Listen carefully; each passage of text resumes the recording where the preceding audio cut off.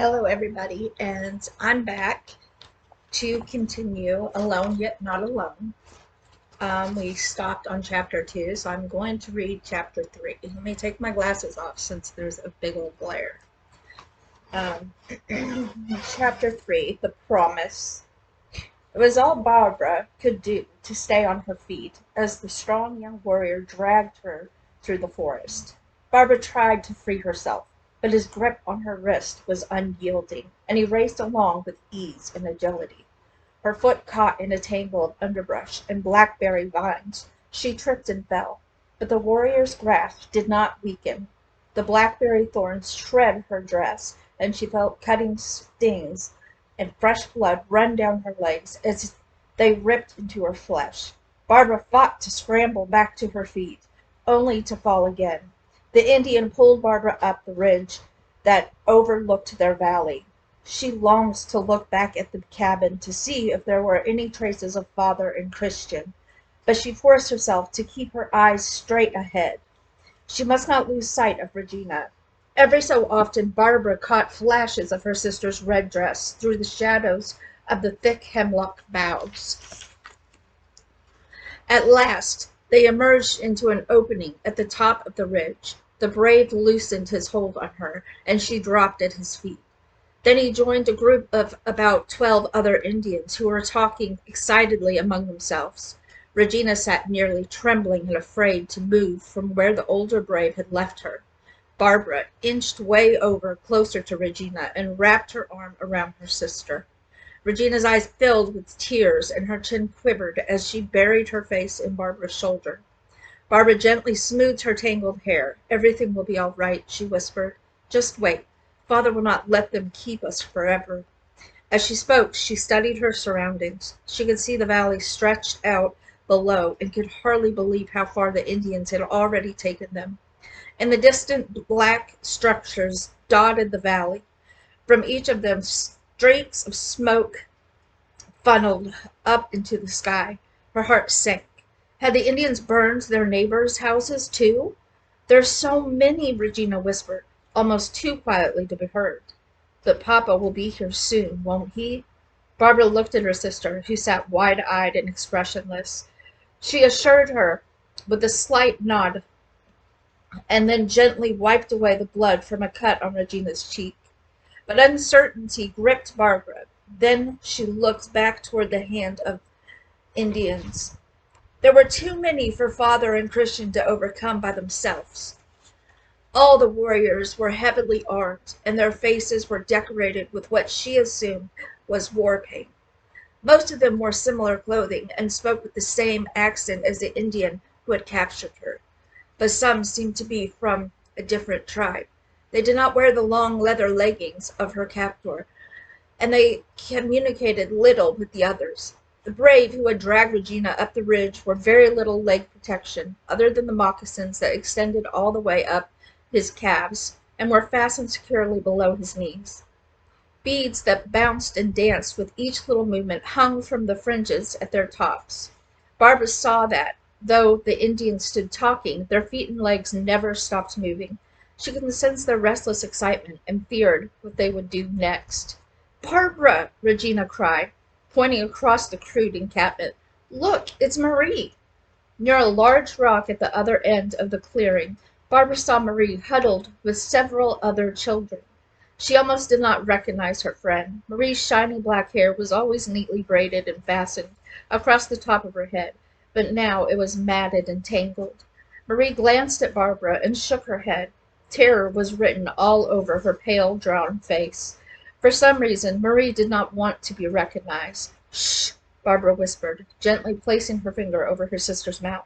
Looking up, Barbara saw what Marie had feared. Towering above them stood the older Indian with the long hooked nose. "No speak in white tongue," the Indian glared down at Regina. "White father and brother dead. You Indian maiden. Now speak Iroquoian, tongue of Allegheny master." The brave looked around at the other white captives, who huddled in little groups about the camp. He wanted to make sure they all understood the meaning of his words. Then, as quickly as he had come, he strode away with a cold burden. look." Regina pressed her face into Barbara's lap and sobbed uncontrollably. Barbara's heart ached. She ran her fingers through her little sister's tangled hair as she tried to comfort her. The full gravity of their situation hit her, and tears welled up in her own eyes, and unashamedly spilled below her long lashes. Father and Christian had not come out of the burning house. At first she had refused to believe they were dead, but now Barbara knew she would never again see them on this earth.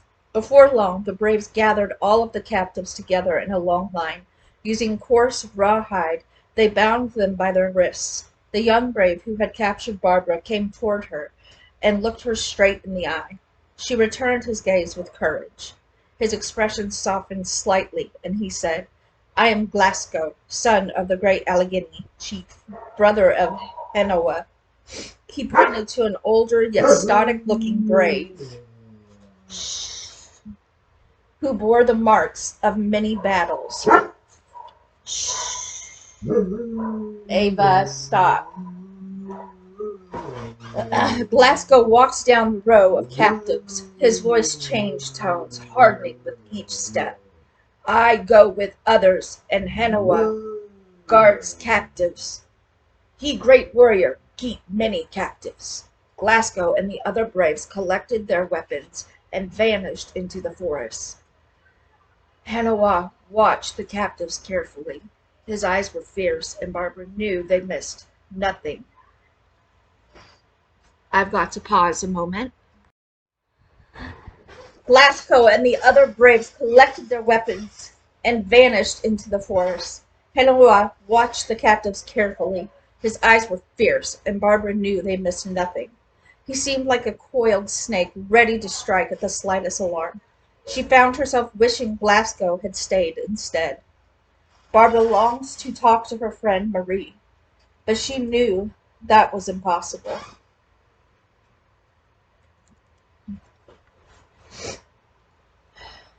Marie's emerald green eyes, which normally sparkled with life, were now red and swollen, and her face, which almost always expressed light-hearted pleasure, was now tense and streaked with tears. Barbara remembered the last time she had visited Marie, just over a week ago. Her friend had made a rich custard pudding as a surprise for Barbara and Regina. Marie had tried to keep it a secret until after dinner, but soon her dramatic, expressive personality had gotten the better of her, and she had laughingly told them about the pudding. Marie glanced over at Barbara. A look of fear, mixed with sadness, passed between them. Barbara knew Marie's family must have experienced the same dreadful fate as Father and Christian. The cry of a baby in the nearby woods, followed by the neigh of a horse, interrupted her thoughts. Before long, 3 more warriors appeared. One was leading a horse. On it rode a beautiful blonde woman who looked to be about Christian's age.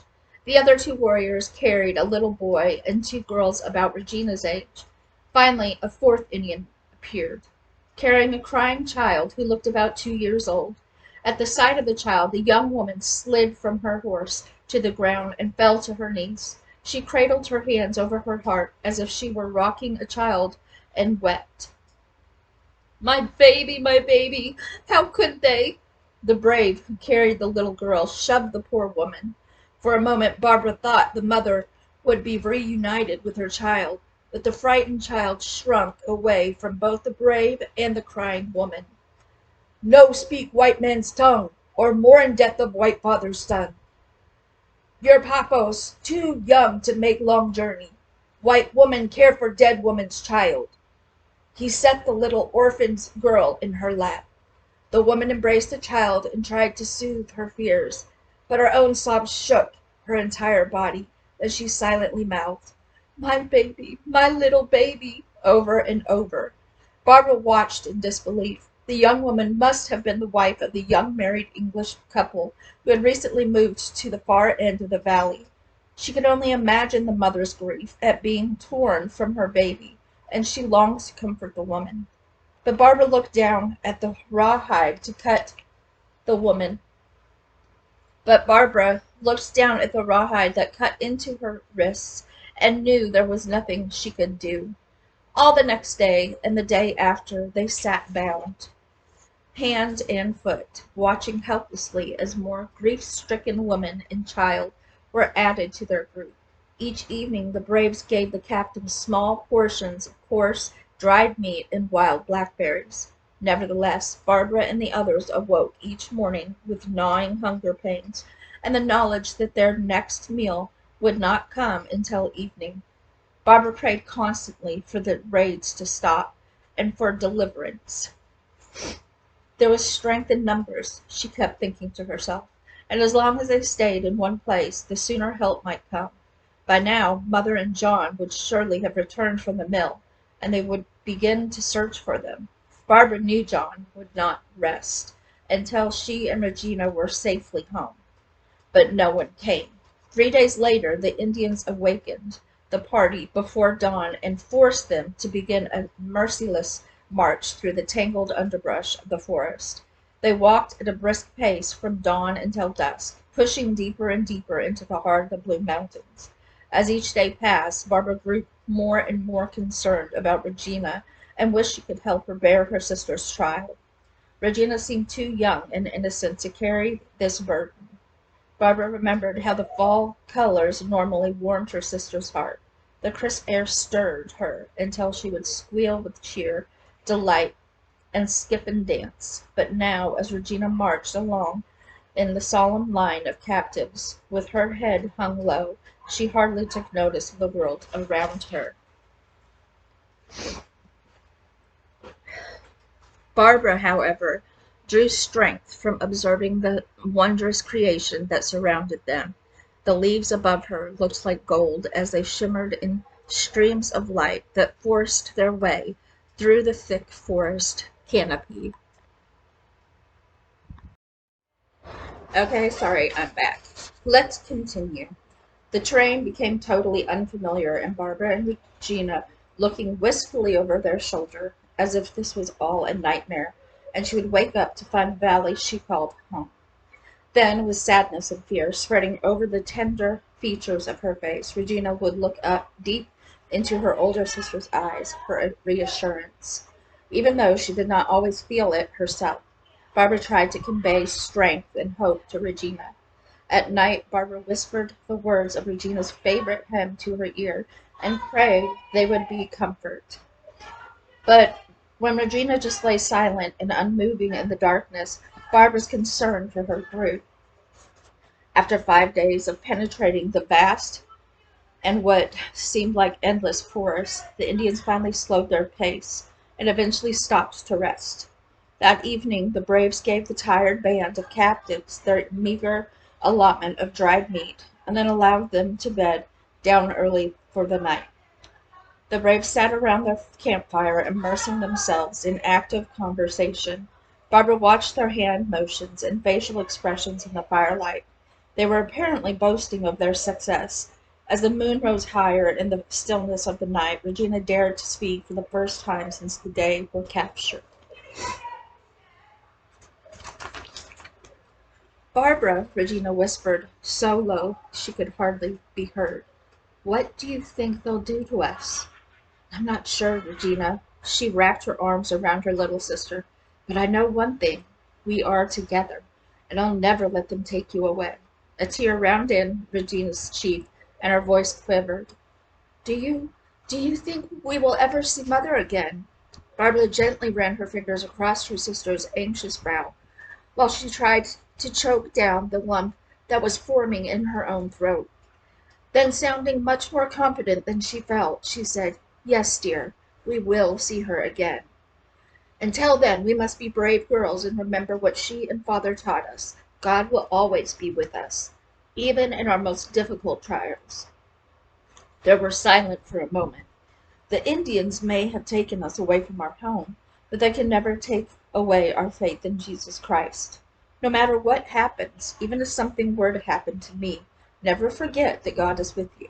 She looked at her sister in the moonlight. Barbara's lips quivered a bit, and a tear ran down her own cheek. "Regina, do you remember how Mother calls you her little songbird? Promise me you'll never lose the song in your heart, no matter what happens." Barbara's words seemed to stir Regina's heart. For the first time since they were captured, she smiled. Regina began to whisper the words to her favorite song, "Alone, yet not alone, I am I." Barbara hoped and prayed Regina would fully grasp the words of the song and would find the comfort she needed. These Indians could take them away from everything and everyone they knew, but they could not take them away from their Savior. They would never be all alone. Regina wrapped her arms around Barbara's neck. "I promise I will never forget. I will never lose the song in my heart." Barbara watched as Regina fell into an exhausted slumber. That brings us to the end of chapter 3, and I'm going to cut it off here. I hope you like this book. If you do, please give my channel a like and follow me.